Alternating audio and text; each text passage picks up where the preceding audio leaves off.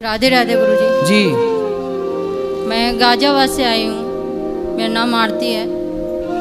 तो महाराज जी, मेरा एक प्रश्न है कि ये मेरा लाला है जिसे मैं गोद में लिए हूँ। इसको मैंने पूरे वृंदावन में ढूंढा मगर मुझे तो कहीं मिला नहीं।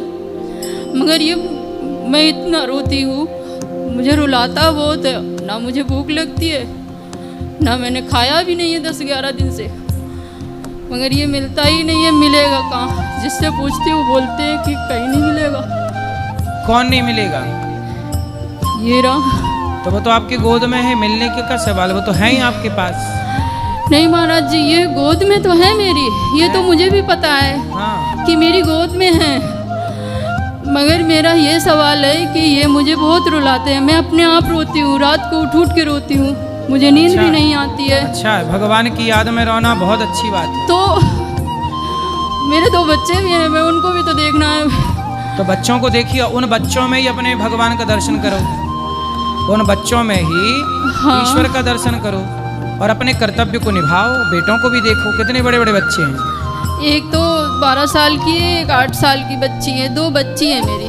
तो और बच्चों ये में, तीसरा लाला है। तो बच्चों में ही भगवान का दर्शन करो, उनको पढ़ाओ लिखाओ, काबिल बनाओ और सब में ईश्वर को देखो। भगवान कब मिलेंगे ये सवाल ही गलत है ना। लोग कहते हैं भगवान कब मिलेंगे। भगवान मिल चुके, अब पहचानने की देर है। अच्छा ये बताओ, जी आपके पति हैं? हाँ जी, पति तो हैं। तो पति कौन है? मानती हूँ पति परमेश्वर हैं, हाँ, तो पति लेकिन भगवान है। पति परमेश्वर तो मिल चुके हैं। माँ बाप भगवान के रूप में है। कोई दीन दुखी सब में ईश्वर है।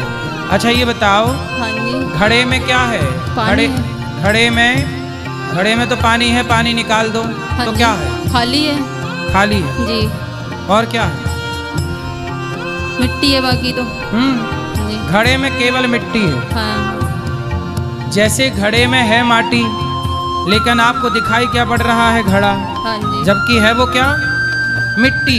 हाँ। घड़े में मिट्टी है, घड़ा जैसा कुछ भी नहीं है। एक आकार को घड़ा कहा जाता है। उसी तरह है मिट्टी पर कहा जा रहा है घड़ा। उसी तरह आप जो देख रहे हैं सब है भगवान। जो दिख रहा है, आंखें जिसे देख सकती हैं वो ईश्वर ही है। ईश्वर के सिवा कुछ दिख ही नहीं रहा। परंतु जैसे कुम्हार से क्या बोला जाता है? भैया घड़ा दे दो। कोई ये नहीं बोलता घड़ा, भैया भैया मिट्टी दे दो। उसी तरह लोग कहते हैं ये स्त्री है, ये पुरुष है, ये पेड़ है, ये पौधा है। व्यवहार में तो सबको कहते हैं ये स्त्री है, ये पुरुष है, ये पेड़ है, ये पौधा है, नदी है, समुद्र है, आकाश है, पानी है। लेकिन है सब में ईश्वर। जैसे है माटी पर दिख रहा है घड़ा, ऐसे है भगवान पर दिख रहा है संसार। इसलिए जो दिख रहा है वह ईश्वर है। इस दृष्टि से जब देखोगे कि ये भगवान है तो आपको फिर हर जगह ईश्वर का दर्शन होने लग जाएगा। ये विश्वास आ जाए कि ईश्वर ने संसार बनाया, सब में वही समाया है। अच्छा बताओ, सोने का आभूषण होता है। हाँ जी, सोने के आभूषण में क्या है? सोना है। आभूषण जैसा कुछ होता है? गले का हार, माथे की बिंदिया, हाथ की चूड़ी, कमर की करधन, हर आभूषण में क्या है? सोना है। पर हर आभूषण का नाम अलग अलग है ना। कान का झुमका, बाली, माथे की बेंदी, बाजूबंद, नाम सबके अलग हैं, सबके उपयोग भी अलग हैं। पर सब में एक ही सोना है कि नहीं? हाँ या ना? हाँ। उसी तरह नाम सबके अलग हैं। ये स्त्री, ये पुरुष, चींटी, हाथी, कुत्ता, बिल्ली, पशु, पक्षी, नाम सबके अलग अलग है। आकार सबके अलग अलग है। बोली भाषा सबकी अलग अलग है। पर सबके भीतर एक ही ईश्वर समाया हुआ है। जैसे हर आभूषण में एक ही सोना व्याप्त है। महाराज जी, ये बात मुझे भी ज्ञात है, मैं अच्छी तरह से इस बात को जानती हूँ। मगर मेरा भाव इतना है कि मैं इसके बिना, मतलब ये मुझे बहुत रुलाता है, रोती बहुत हूँ मैं। अच्छा है ना, भगवान के लिए रोना बुरा नहीं है।